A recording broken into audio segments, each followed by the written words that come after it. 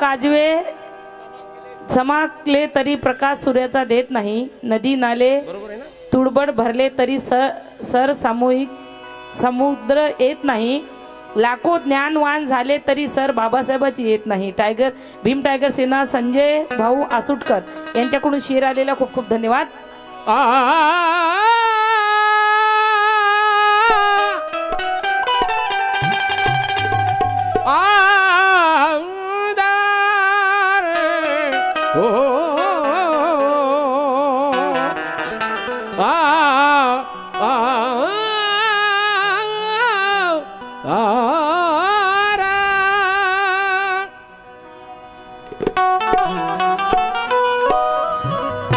बुडा बयकला पाहुनी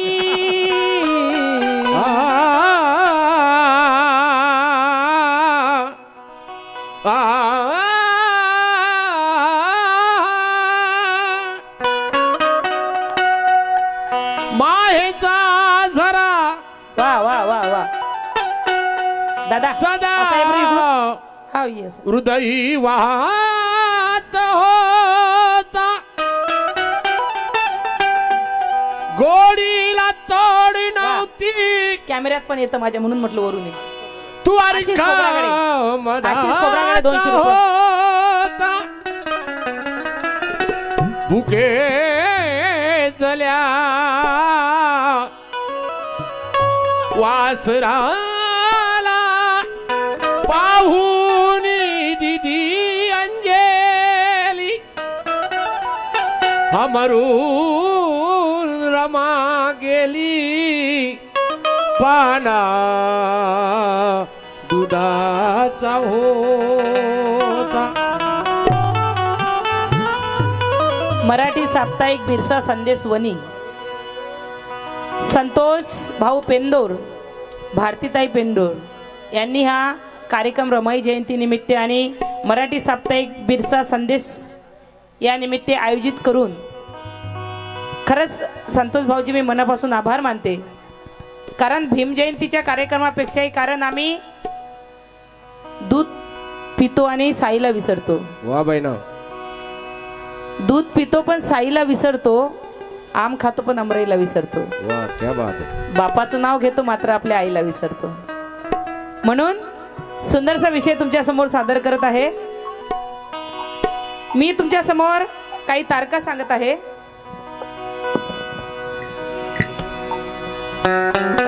सर्वांनी मोबाईल मध्ये शूट करून घ्या, तुमच्या लक्षात राहिलं पाहिजे. सर्व माझ्या मायमावल्यांना, माझ्या भावांना माझी विनंती आहे. 27 मे 1935 ला माता रमाईचे निधन झाले. 27 मे 1935 ला माता रमाईचे निधन झाले. त्यावेळेस बाबासाहेबांचे वय होते 44 वर्षे 1 महिना 13 दिवस. बाबासाहेबांचं वय होतं 44 वर्ष 1 महिना 13 दिवस. रमाईच्या मृत्यूनंतर बाबासाहेब बगैर पत्नीचे राहिले 13 वर्षे 1 महिना 12 दिवस. आणि त्यानंतर 15 एप्रिल 1948 मध्ये दुसरे लग्न माईसाहेब सोबत. त्यांचा संसार चालला 7 वर्षे 3 महिने 12 दिवस. आणि 14 ऑक्टोबर 1956 ला डॉक्टर बाबासाहेब आंबेडकरांनी आम्हाला दीक्षा दिली. आणि तिथून 1 महिना 17 दिवसांनी 6 डिसेंबर 1956 ला बाबासाहेबांचं परिनिर्वाण झालं. ह्या तारखा तुम्हाला माहिती नसेल तर लिहून घ्या.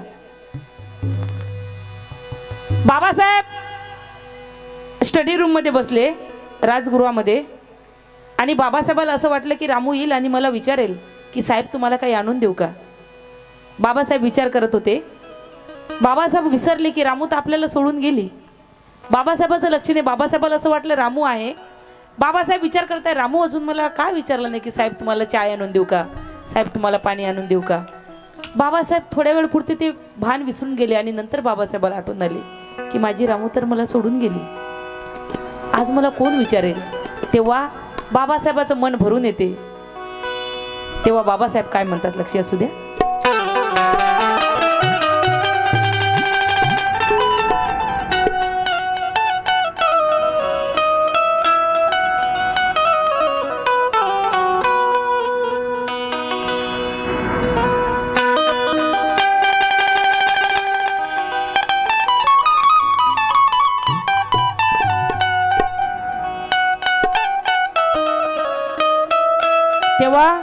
कालचे दुःख गहाड केले रमाईने, कालचे दुःख गहाड केले रमाईने, आम्हा सिंहाचे दहाड केले रमाईने.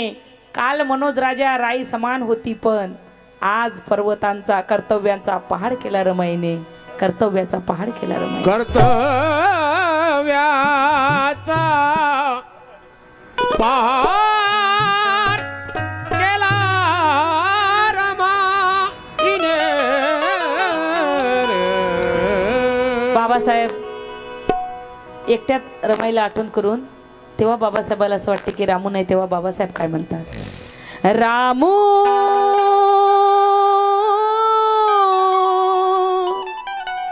ये नाग परतुनी.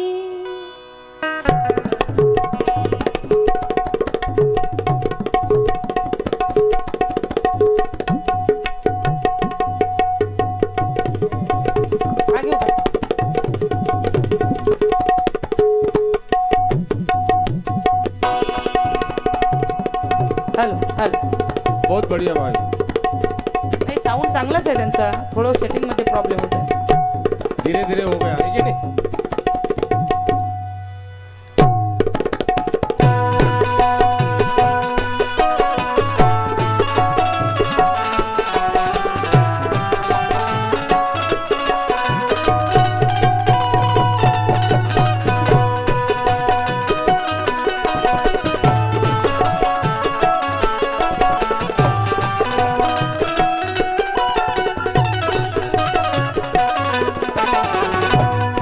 बाबासाहेब म्हणतात, विचार पुस्तक वाचता वाचता बाबासाहेबाला विचार येते. बाबासाहेब काय म्हणतात, रामू ये नाग परतुनी, रामू ये नाग परतुनी.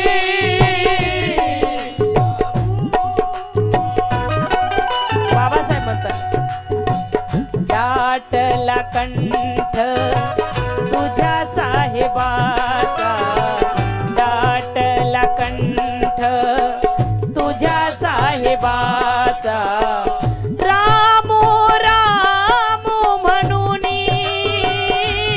रामू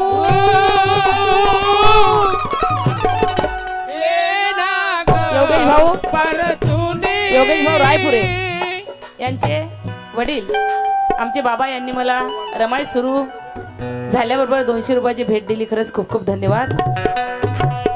माँ रमा तेरा दर्जा आसमान से ऊंचा है, माँ रमा तेरा दर्जा आसमान से ऊंचा है, ममता का हिमालय तेरे कद से नीचा है, वाह बहना. 9 करोड़ों बच्चे कैसे संभाले माँ रमाई ने अपने आंचल में. ये सवाल आज मैंने मेरे माँ से पूछा है, मेरे माँ से पूछा है, माँ कैसी होती है. चल भाई प्यार मत करना, घर के बीच कोई दीवार मत करना. वाह बहना. चल भाई प्यार मत करना, घर के बीच कोई दीवार मत करना, बंटवारे में चाहे ले ले सारी रियासत, माँ मुझे दे दे इनकार मत करना, इनकार मत करना. ये नाग परतुनी,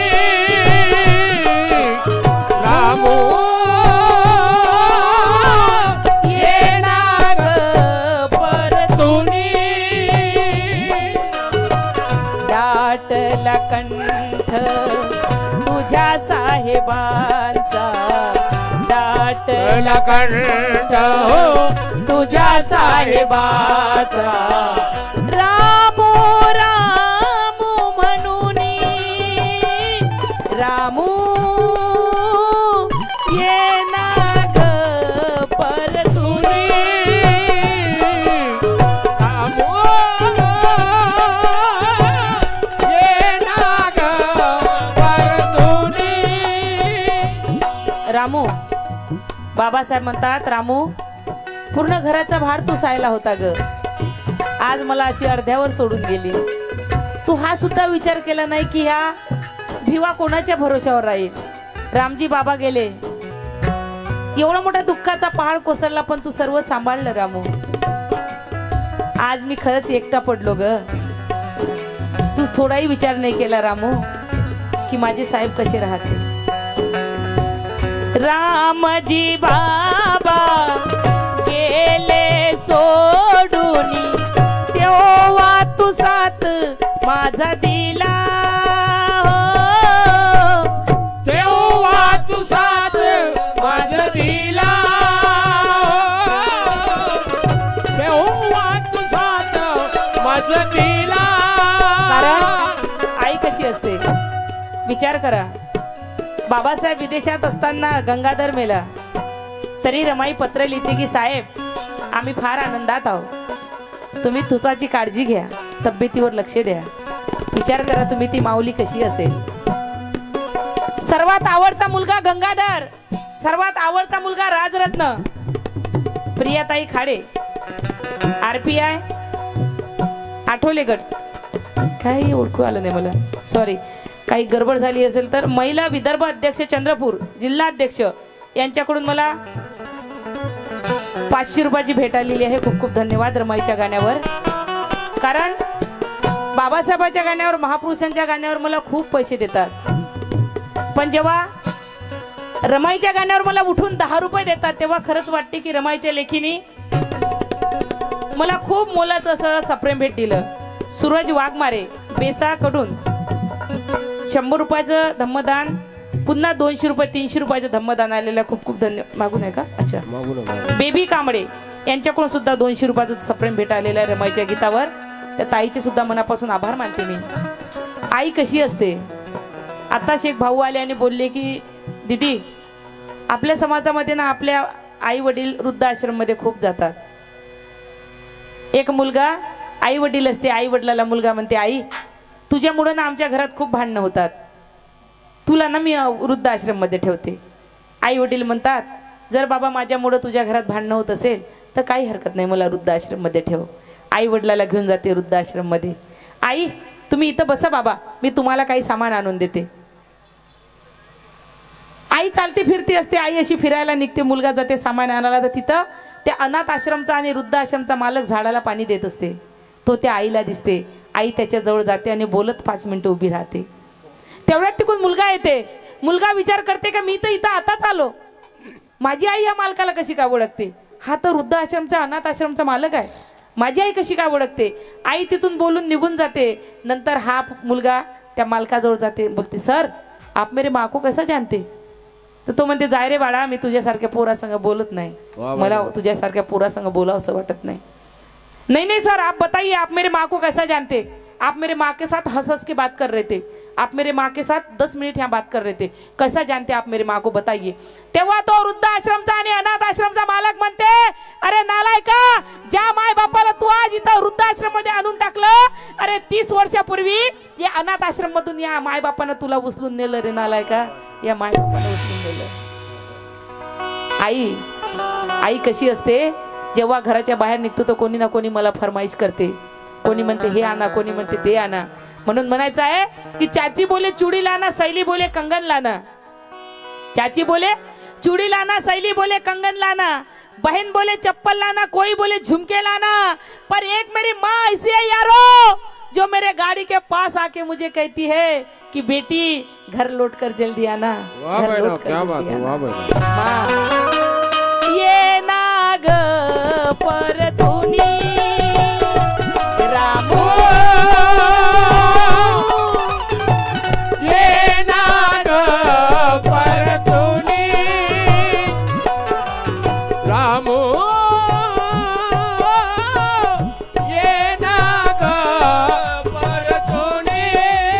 बाबासाहेब म्हणतात रामजी बाबा गेले सोडून तेव्हा तू साथ माझा दिला हो. तेव्हा तू साथ माझा दिला हो. तेव्हा तू साथ माझा दिला.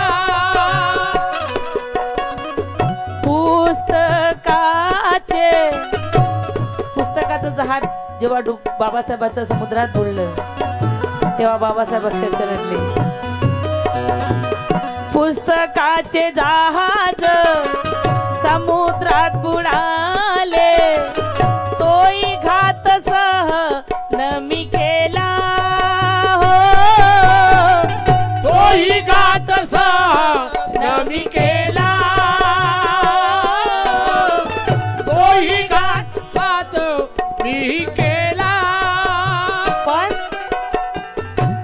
तुझे दुःख रामू जीवा पार झाले, तुझे दुःख रामू जीवा पार झाले, मिटे नाग जुन्या आठवणी रामू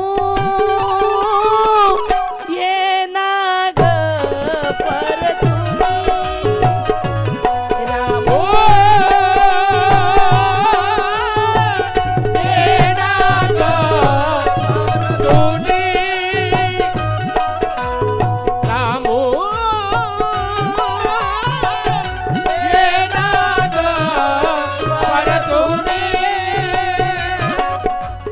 आमचे रायपुरे बाबा त्यांनी या रमाईच्या गाण्यावर पुन्हा मला आणखी फार असा मोलाचा आशीर्वाद दिला या लेकीला.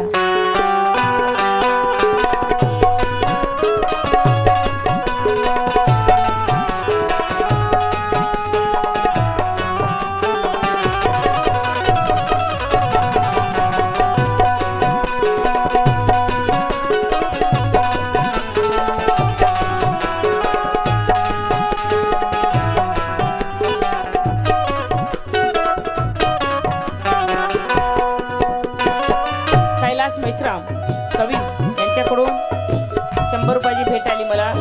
खूप खूप धन्यवाद. कारण माँ कैसी होती है कि बुजुर्गों के बनाए हुए साहिबा को मत छोड़ना. वाह बहना.